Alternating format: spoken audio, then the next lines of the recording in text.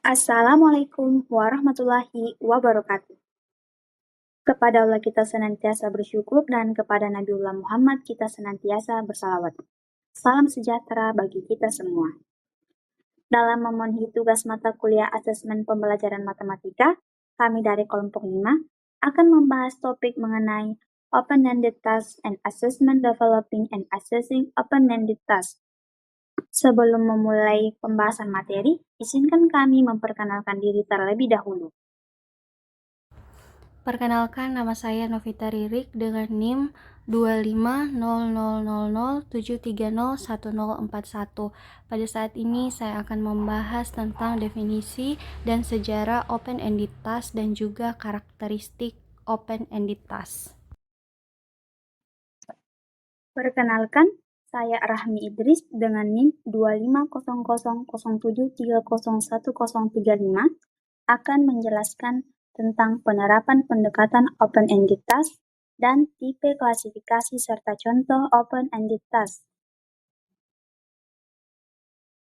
Perkenalkan, nama saya Eka Yunita Suci Permatasari dengan NIM 2500007301032 akan mempresentasikan materi mengenai penilaian dalam open-ended task serta materi mengenai peluang dan tantangan dalam penerapan open-ended task. Definisi dan sejarah open-ended task. Sebagai respon terhadap kebutuhan reformasi pendidikan matematika pada tahun 1970 sampai 1980-an, dikembangkanlah sebuah pendekatan, yaitu pendekatan open-ended. Pendekatan ini pertama kali dikembangkan oleh guru-guru di Jepang, dipelopori oleh Shigeru Shimada. Nohda juga mengembangkan pendekatan ini sebagai metode pembelajaran yang tidak hanya menilai hasil akhir, tetapi juga memperhatikan proses bernalar siswa. Pendekatan open-ended mulai diperkenalkan di Indonesia pada tahun 1090 sampai tahun 2000-an oleh para ahli matematika seperti Marsigi, Sutarto, Hadi, Suharta melalui penelitian dan publikasi mereka. Selanjutnya, kita akan melihat definisi open-ended dari beberapa ahli. Menurut Becker dan Shimada, pertanyaan terbuka memberi siswa kesempatan untuk menemukan lebih dari satu jawaban yang benar dengan menggunakan berbagai solusi. Ini berarti siswa tidak dibatasi oleh prosedur standar, tetapi diberi ruang untuk mengekspresikan ide-ide mereka sesuai pemahaman mereka. Silver juga menambahkan bahwa keuntungan utama tugas terbuka adalah kemampuannya untuk mendorong siswa berpikir lebih luas, bereksperimen dengan strategi dan menghasilkan beragam solusi. Webb juga menekankan bahwa karakteristik open-ended terletak pada kompleksitasnya yang mengharuskan siswa menggunakan penalaran tingkat tinggi dan tidak hanya mengandalkan hafalan atau langkah-langkah rutin. Nohda juga mengamati bahwa soal terbuka tidak hanya bermanfaat bagi siswa tetapi juga bagi guru. Siswa memperoleh kesempatan untuk membangun pemahaman konseptual secara mandiri, sementara guru dapat mengamati beragam cara berpikir siswa untuk memahami potensi dan tantangan yang mereka hadapi. Adapun penelitian dari Nur Hikmayati dan Setiawan menemukan bahwa penggunaan soal-soal terbuka dalam kelas dapat meningkatkan keterampilan berpikir kreatif siswa SMP, terutama dalam hal kelancaran, fleksibilitas, dan kebaruan ide. Oleh karena itu, dapat disimpulkan bahwa open-ended task merupakan strategi pembelajaran yang selaras dengan tuntutan abad ke-21. Strategi ini tidak hanya menumbuhkan keterampilan berpikir kritis dan kreatif, tetapi juga melatih siswa untuk berkolaborasi dan mengkomunikasikan ide dengan lebih baik. Mengintegrasikan soal terbuka ke dalam pembelajaran, khususnya pembelajaran matematika, merupakan langkah strategis dalam mempersiapkan siswa menghadapi tantangan kehidupan nyata dan kompleks. Selanjutnya kita akan masuk ke dalam karakteristik open-ended task. Berikut adalah karakteristik open-ended task menurut beberapa ahli. Menurut Shimada, karakteristik open-ended task terletak pada banyak jawaban dan strategi. Nohda menekankan bahwa fokus pada proses berpikir dan partisipasi siswa. Silver mengatakan bahwa karakteristik open-ended task mendorong kreativitas, fleksibilitas, dan refleksi.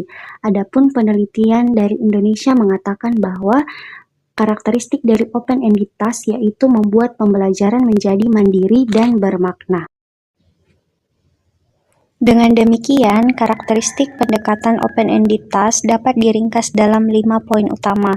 Yang pertama yaitu penggunaan pertanyaan terbuka dengan banyak jawaban.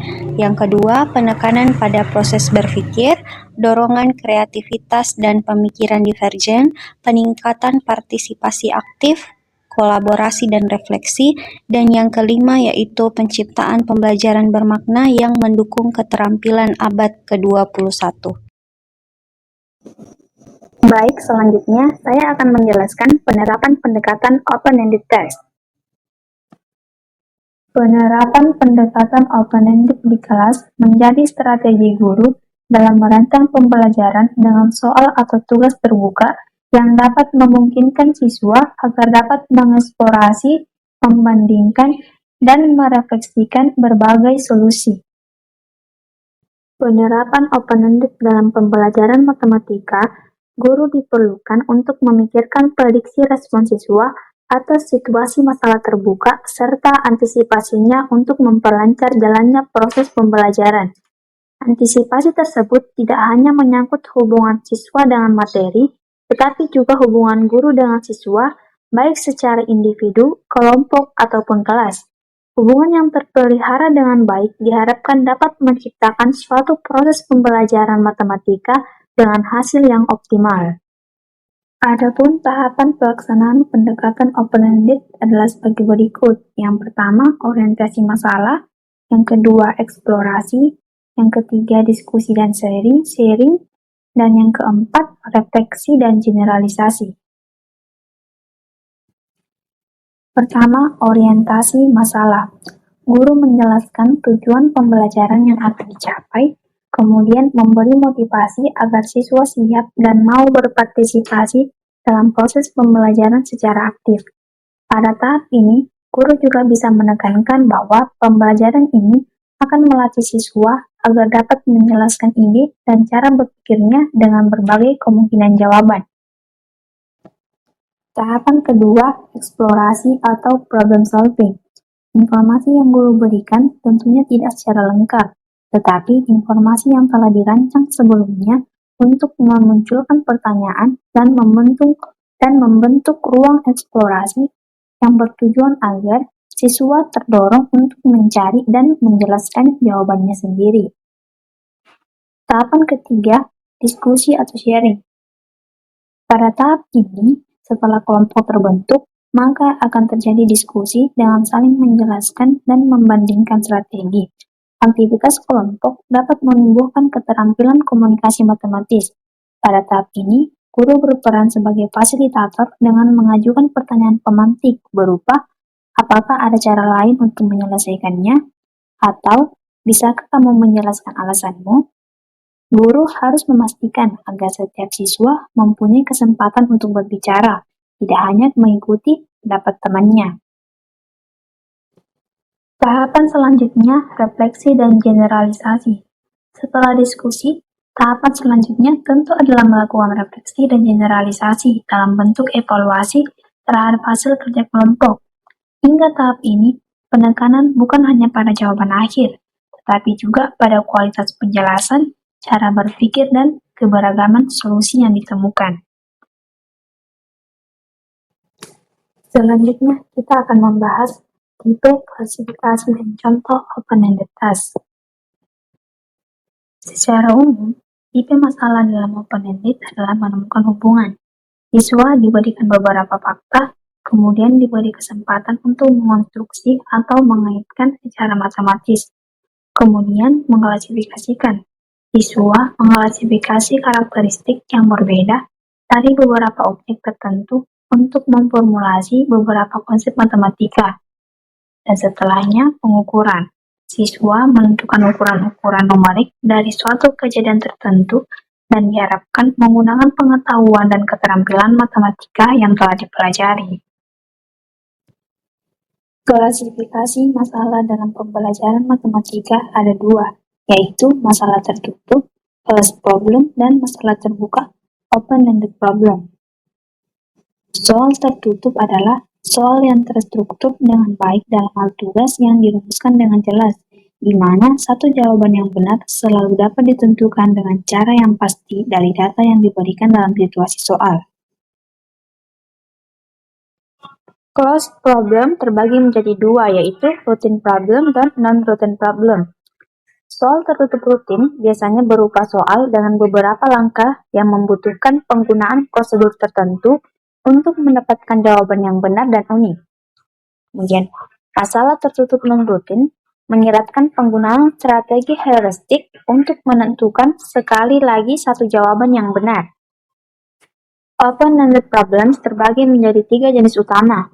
Yang pertama, converted closed problem, yang merupakan soal tertutup yang diubah menjadi situasi terbuka. Tujuannya adalah untuk menumbuhkan pemahaman konseptual, bukan hanya mencari satu jawaban benar. Untuk jenis soal ini bisa berupa missing data, di mana siswa diminta melengkapi data yang hilang agar soal dapat diselesaikan. Atau yang kedua, problem parsing, di mana siswa diminta menyusun soal baru berdasarkan kondisi yang diberikan. Atau explain concept, rules, or errors. Di siswa diminta menjelaskan konsep, aturan, atau mengoreksi kesalahan. Jenis yang kedua, applied problems, yang berhubungan dengan konteks kehidupan nyata atau real life context. Siswa diminta menggunakan konsep matematika untuk menyelesaikan masalah dunia nyata yang jawabannya tidak tunggal. Kemudian jenis yang ketiga, mathematical investigation and projects, di mana pada jenis soal ini, masalah yang mendorong siswa untuk melakukan eksplorasi, investigasi, dan penelitian kecil dalam matematika. Soalnya lebih terbuka dan menuntut kreativitas, logika, serta keterampilan mengomunikasikan hasil. Biasanya berupa proyek jangka panjang atau investigasi mendalam. Untuk membuat pertanyaan atau masalah terbuka, guru bisa bekerja secara terbalik dengan langkah-langkah sebagai berikut.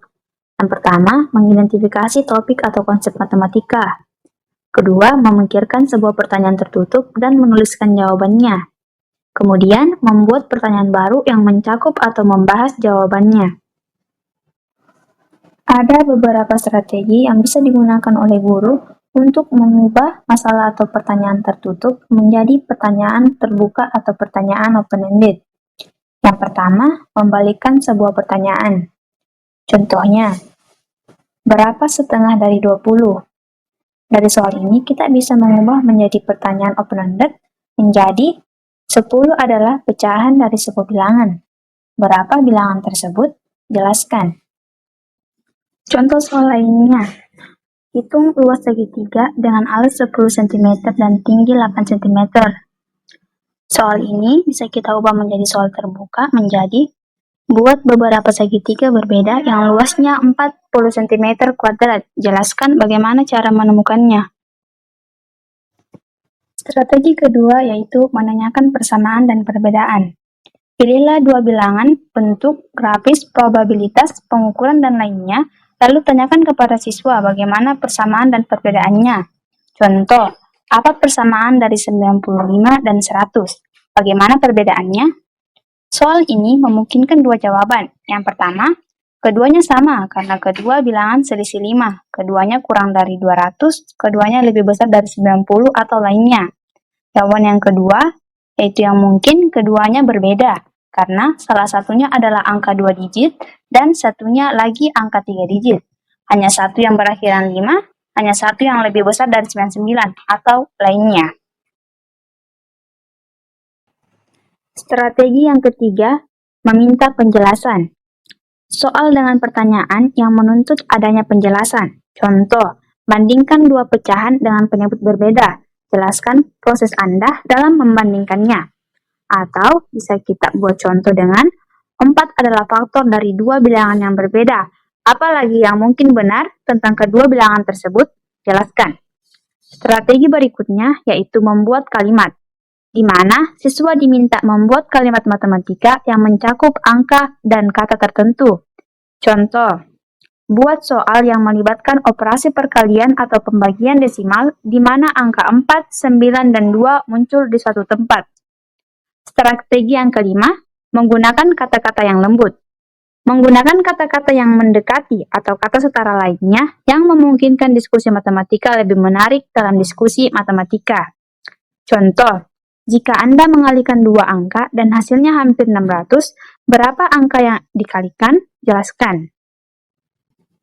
Setelah mempelajari strategi tentang bagaimana mengubah soal tertutup menjadi soal terbuka, sekarang kita membahas tentang pertimbangan penting yang harus dilakukan saat membuat masalah atau pertanyaan terbuka.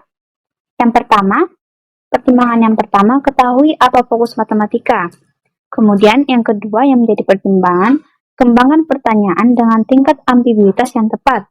Maksudnya cukup samar agar menarik perhatian dan menimbulkan respon yang berbeda dari siswa, namun tidak terlalu samar sehingga membuat siswa kesulitan dalam menyelesaikannya. Kemudian, pertimbangan yang ketiga, rencanakan dua jenis petunjuk. Petunjuk pertama, pertanyaan yang memungkinkan, yaitu pertanyaan yang diperuntukkan kepada siswa yang terlihat kesulitan dalam memulai pengerjaan tugas. Kemudian, petunjuk yang kedua yaitu petunjuk kepanjangan, petunjuk yang diperuntukkan kepada siswa yang dapat menyelesaikan soal dengan cepat. Materi mengenai penilaian dalam open-ended task. Yang pertama adalah penilaian pada kemampuan pemecahan masalah. Kemampuan pemecahan masalah pada penilaian open-ended task adalah salah satu aspek yang dinilai secara mendalam dan menyeluruh karena tugas yang menggunakan open-ended task menuntut peserta didik tidak hanya memberikan jawaban yang benar, namun juga melalui proses berpikir yang kompleks dan kreatif dalam menemukan solusi. Penilaian ini menilai bagaimana peserta didik dalam merespon masalah yang seringkali tidak hanya memiliki satu jawaban saja, sehingga mendorong kemampuan berpikir kritis, analitis, kreatif, dan reflektif. Adapun proses dan kriteria dalam penilaian pemecahan masalah, yang pertama, bagian A, memahami masalah. Penilaian melihat bagaimana peserta didik mampu mengidentifikasi dan mampu memahami informasi penting yang terdapat dalam soal. Peserta didik harus mampu menguraikan masalah secara utuh tanpa melompat langsung ke jawaban, termasuk mengenali variabel dan tujuan yang ingin dicapai. Selanjutnya pada bagian B, merumuskan strategi penyelesaian. Peserta didik dinilai dari kemampuan untuk merancang langkah atau strategi penyelesaian yang logis dan sistematis. Hal ini termasuk kreativitas dalam memilih metode, baik yang telah dipelajari maupun pemikiran baru sesuai dengan konteks masalah yang ada. Bagian C, melaksanakan strategi. Pada tahapan ini, peserta didik harus dapat menyelesaikan strategi dengan tepat, melakukan perhitungan atau analisis yang benar, dan menyampaikan hasil sesuai langkah yang telah dirancang. Pada tahap ini, ketelitian dan ketepatan peserta didik sangat diperhatikan. Bagian D, evaluasi dan refleksi. Penilaian ini juga fokus pada kemampuan peserta didik untuk meninjau kembali jawaban, mengevaluasi keefektifan solusi, mengenali kesalahan, dan merefleksikan proses pemecahan masalah yang telah dilakukan. Proses ini menunjukkan tingkat kedalaman pemahaman dan kesadaran terhadap proses berpikir. Penilaian yang kedua yaitu penilaian pada proses berpikir tingkat tinggi. Penilaian pada proses berpikir tingkat tinggi dalam open-ended task bertujuan untuk menilai kemampuan peserta didik dalam melakukan aktivitas berpikir yang kompleks dan mendalam, yang dikenal sebagai High Order Thinking Skills atau HOTS. Proses berpikir tingkat tinggi melibatkan keterampilan analisis, evaluasi, dan penciptaan yang semuanya didorong melalui pendekatan open-ended yang memberikan ruang bagi peserta didik untuk mengeksplorasi, mengembangkan ide, dan mengambil keputusan dengan cara kreatif dan kritis. Open-ended task dirancang untuk menstimulasi keterampilan berpikir peserta didik untuk mengingat dan memahami informasi dasar. Pendekatan open-ended mengajak peserta didik untuk mengolah informasi, mengaitkan konsep, dan menguji berbagai alternatif solusi secara kritis dan kreatif. Adapun aspek pada penilaian proses berpikir tingkat tinggi, yang pertama bagian A, analisis. Penilaian melihat bagaimana peserta didik memecah masalah menjadi bagian-bagian kecil, mengidentifikasi komponen penting serta menghubungkan konsep-konsep dalam konteks masalah. Ini termasuk menghubungkan informasi baru dengan pengetahuan yang sudah dimiliki dan mengenali pola atau struktur masalah. Bagian B, evaluasi. Peserta didik harus dapat menganalisis berbagai alternatif solusi yang mungkin, menilai kelebihan dan kekurangan masing-masing pilihan, dan memberikan validasi berdasarkan argumen yang kuat. Kemampuan ini mencerminkan pemikiran peserta didik yang reflektif dalam menentukan solusi. Bagian C, penciptaan atau sintesis. Proses berpikir tingkat tinggi menuntut peserta didik untuk mengembangkan ide baru, menyusun strategi kreatif, dan menghasilkan solusi yang tepat. Selanjutnya, yang ketiga, penilaian pada kreativitas dan beragam jawaban. Penilaian pada kreativitas dan beragam jawaban dalam open-ended task merupakan aspek penting dalam mengukur sejauh mana peserta didik mampu menghasilkan solusi yang unik, tepat, dan bervariasi.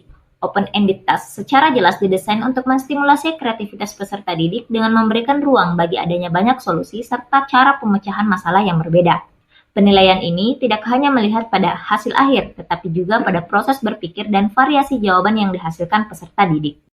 Beberapa aspek penilaian kreativitas dan keragaman. Yang pertama, bagian A, kefasihan atau fluensi. Mengukur kemampuan peserta didik untuk menghasilkan banyak ide atau alternatif penyelesaian terhadap sebuah masalah. Semakin banyak solusi yang tepat dan bervariasi, maka nilai kreativitas yang dimiliki oleh peserta didik semakin tinggi. Bagian B, fleksibilitas atau flexibility. Melihat kemampuan peserta didik untuk berpindah dari satu pendekatan ke pendekatan dalam menyelesaikan masalah, serta kemampuan untuk melihat masalah dari berbagai sudut pandang. Bagian C, originalitas atau originality. Menghargai jawaban yang unik dan tepat menunjukkan kemampuan berpikir yang inovatif dan tidak hanya meniru atau mengulang jawaban yang sering ditemukan. Bagian D, pengembangan ide atau elaboration. Penilaian juga melihat sejauh mana peserta didik mengembangkan ide-ide secara rinci dan sistematis, bukan hanya sekedar memberi jawaban singkat tanpa penjelasan. Penilaian yang keempat, yaitu penilaian pada komunikasi dan representasi. Penilaian pada aspek komunikasi dan representasi dalam open-ended task adalah penilaian yang tidak hanya melihat hasil akhir dari jawaban peserta didik, tetapi juga bagaimana peserta didik mengkomunikasikan proses berpikir, argumen, serta cara penyelesaian masalah. Dalam pendidikan, terutama pada tugas open-ended, kemampuan peserta didik untuk menyampaikan ide secara jelas dan sistematis sangat penting agar pemahaman mereka terhadap materi dapat terlihat dan dapat dipertanggungjawabkan. Komunikasi dalam konteks penilaian open-ended task mencakup kemampuan peserta didik untuk menyampaikan ide, argumen, dan hasil pemecahan masalah baik secara lisan maupun tertulis. Penilaian ini merujuk pada bagaimana peserta didik memvisualisasikan atau menggambarkan ide dengan menggunakan berbagai cara seperti bahasa verbal, simbol matematis, gambar grafik, diagram, atau tabel. Penilaian ini mengevaluasi kejelasan, konsistensi, ketepatan penilaian, serta cara peserta didik dalam menyajikan solusi dengan sistematika yang baik. Adapun aspek-aspek penilaian pada komunikasi dan representasi, yang pertama bagian A, kejelasan dan sistematis penyampaian. Penilaian ini melihat bagaimana peserta didik mampu menjelaskan proses dan hasil pekerjaannya secara runtut, terstruktur, dan mudah dipahami. Hal ini termasuk dalam kemampuan menyusun argumen yang logis dan dapat mengikuti alur pemecahan masalah secara sistematis. Bagian B, ketepatan representasi. Menilai penggunaan representasi yang tepat dan relevan seperti penggunaan simbol matematis, diagram, grafik, atau bentuk visual lain yang sesuai dengan konteks soal. Representasi yang baik membantu memperjelas solusi yang diberikan dan menunjukkan pemahaman konsep yang mendalam. Bagian C, kemampuan komunikasi verbal dan tertulis. Penilaian mencakup aspek komunikasi lisan seperti menjelaskan ide secara jelas kepada guru atau teman, serta kemampuan menulis yang mencakup penggunaan bahasa yang benar, tata bahasa yang tepat, dan penyampaian gagasan secara efektif dalam bentuk tulisan. Bagian D, penggunaan bahasa matematika dan notasi yang tepat.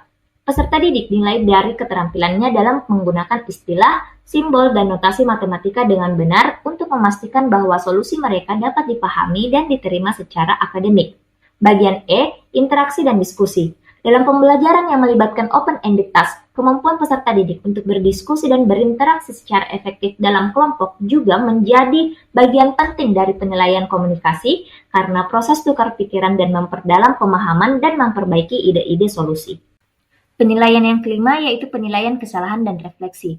Penilaian pada aspek kesalahan dan refleksi dalam open-ended task adalah penilaian yang berfokus pada bagaimana peserta didik mengidentifikasi, mengevaluasi, dan memperbaiki kesalahan yang terjadi selama proses pemecahan masalah. Selain itu, penilaian ini juga menilai kemampuan peserta didik untuk melakukan refleksi terhadap proses belajar dan hasil kerjanya, sehingga dapat berkembang secara metakognitif dan meningkatkan kualitas pemecahan masalah. Kesalahan dalam open-ended task bukan hanya sekadar dianggap sebagai kegagalan, melainkan sebagai bagian dari proses pembelajaran yang dapat memberikan informasi tentang pemahaman dan pendekatan peserta didik terhadap masalah.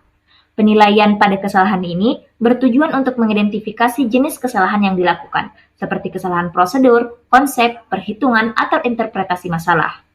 Refleksi merupakan proses di mana peserta didik meninjau kembali seluruh proses pemecahan masalah, mengevaluasi keputusan, dan tindakan yang diambil, serta mengembangkan pemahaman tentang bagaimana kesalahan bisa terjadi dan bagaimana cara untuk memperbaiki. Terdapat beberapa aspek penilaian kesalahan dan penilaian refleksi, seperti A. Identifikasi kesalahan. Menilai kemampuan peserta didik dalam mengetahui atau mengenali kesalahan yang muncul selama pemecahan masalah, baik itu kesalahan kecil seperti kesalahan pada perhitungan numerik maupun kesalahan besar dalam penalaran atau pemahaman konsep. Bagian B. Jenis kesalahan. Penilaian mengkategorikan kesalahan yang terjadi seperti kesalahan prosedur atau langkah tidak tepat, kesalahan konsep atau pemahaman yang salah terhadap materi, dan kesalahan teknis atau kesalahan pada perhitungan atau penggunaan simbol. Bagian C. Evaluasi proses dan hasil. Peserta didik dinilai berdasarkan kemampuannya untuk meninjau kembali proses yang telah dilalui, mempertimbangkan kelebihan dan kekurangan langkah penyelesaian yang dilakukan, dan menilai hasil akhir secara kritis. Bagian D. Kesadaran metakognitif. Penilaian refleksi mencakup kesadaran diri peserta didik terhadap cara berpikir dan proses belajar yang peserta didik lakukan. Peserta didik diharapkan mampu menyatakan apa yang mereka telah pahami, kesulitan yang dialami, dan strategi yang efektif serta yang kurang berhasil. Bagian E. Penulisan kesimpulan dan pengecekan jawaban. Peserta didik dinilai dari kemampuan dalam menuliskan kesimpulan yang tepat serta melakukan pengecekan ulang jawaban yang menunjukkan sikap teliti dan kritis terhadap hasilnya. Penilaian yang terakhir yaitu rubrik penilaian terstruktur. Rubrik penilaian terstruktur pada open-ended task adalah evaluasi yang digunakan untuk menilai hasil kerja peserta didik secara sistematis dan objektif berdasarkan kriteria yang jelas dan terukur. Rubrik ini penting dalam menilai open-ended task karena tugas-tugas tersebut memiliki jawaban yang beragam dan proses penyelesaian yang bervariasi, sehingga perlu adanya kerangka penilaian yang dapat mengakomodasi variasi tersebut secara adil dan konsisten. Terdapat beberapa jenis rubrik penilaian yang sering digunakan, yaitu yang pertama rubrik holistik. Rubrik ini memberikan satu skor menyeluruh untuk seluruh tugas berdasarkan kualitas keseluruhan pekerjaan peserta didik. Skor ini mencerminkan kinerja secara umum dan cocok untuk tugas dengan penilaian yang tidak memerlukan pemisahan aspek secara detail. Sebagai contoh, yaitu penilaian yang mengkategorikan jawaban menjadi sangat baik, baik, cukup, atau kurang. Nah, teman-teman bisa melihat contoh rubrik holistik untuk open-ended tasks. Yang kedua, yaitu rubrik analitik. Rubrik ini memecah kriteria penilaian menjadi beberapa aspek yang masing-masing memiliki skala nilai sendiri. Rubrik analitik ini membantu untuk memberikan gambaran lengkap dan spesifik terkait kekuatan dan kelemahan peserta didik pada berbagai aspek. Materi selanjutnya yaitu peluang dalam penerapan open-ended tasks. Bagian A, mengembangkan kemampuan berpikir kritis dan kreatif. Open-ended task memberikan ruang bagi peserta didik untuk mengeksplorasi berbagai cara dan solusi dalam menyelesaikan masalah, sehingga dapat mengasah kemampuan berpikir kritis dan kreatif secara maksimal. Hal ini menuntut peserta didik untuk menganalisis, mengevaluasi, dan mencipta, bukan hanya menghafal jawaban yang sangat efektif dalam mengasah kemampuan HOTS. Bagian B, meningkatkan partisipasi dan motivasi belajar. Open-ended task memungkinkan jawaban beragam dari peserta didik yang membuat peserta didik merasa lebih bebas untuk mengekspresikan ide, yang berujung pada keterlibatan aktif dan motivasi belajar yang tinggi. Peserta didik dengan beragam kemampuan juga dapat menyesuaikan cara mereka dalam menyelesaikan masalah sesuai dengan tingkat kemampuan mereka. C. Mengakomodasi keberagaman gaya dan tingkat kemampuan peserta didik. Open-ended task memberikan kesempatan bagi peserta didik dengan berbagai tingkat kemampuan dan gaya belajar untuk menemukan solusi yang sesuai dengan masing-masing peserta didik sehingga pembelajaran menjadi inklusif dan personal. D. Mempersiapkan peserta didik dalam menghadapi masalah nyata. Open-ended task mendekatkan situasi dunia nyata yang sering kali memiliki banyak solusi dan tidak selalu terdapat jawaban yang benar tunggal. Hal ini membekali peserta didik dengan keterampilan problem solving yang relevan untuk kehidupan dan masa depan. Memberikan ruang eksplorasi dan inovasi.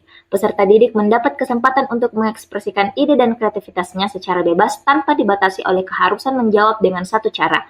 Hal ini dapat memicu inovasi dan penemuan baru dalam proses belajar. Materi selanjutnya, tantangan dalam penerapan open-ended task. A. Kesulitan dalam mendesain soal yang bermakna. Membuat soal open-ended yang bermakna dan sesuai dengan tingkat kemampuan peserta didik merupakan tantangan besar bagi guru.